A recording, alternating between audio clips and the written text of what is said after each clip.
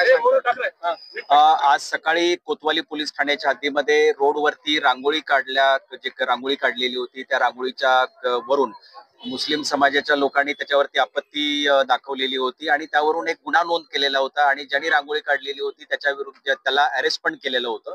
त्यानंतर काही मुस्लिम लोक जे आहे कोटला या ठिकाणी जमा झाले आणि त्यांनी रस्ता रोको केलेलं होतं. त्यांना तिथून निघून जाण्याचा आपण सूचना केली, त्यांना विनंती केली आणि तरी सुद्धा ते तिथून निघून जात नव्हते. त्यातल्या काही लोकांनी जे आहे दगडफेक सुरू केली. त्यानंतर पोलिसांनी बळाचा वापर केलेला आहे आणि जो जमाव आहे तो पांगवलेला आहे आणि त्यानंतर त्यामधील काही लोकांना ताब्यात घेतलेला आहे. पुढील कारवाई पोलीस करत आहेत. काही वरिष्ठांचे काही फोन वगैरे किंवा सीएम यामध्ये की सर्व समाजाच्या लोकांना याद्वारे आम्ही आवाहन करतो की आपण वरती विश्वास ठेवू नये.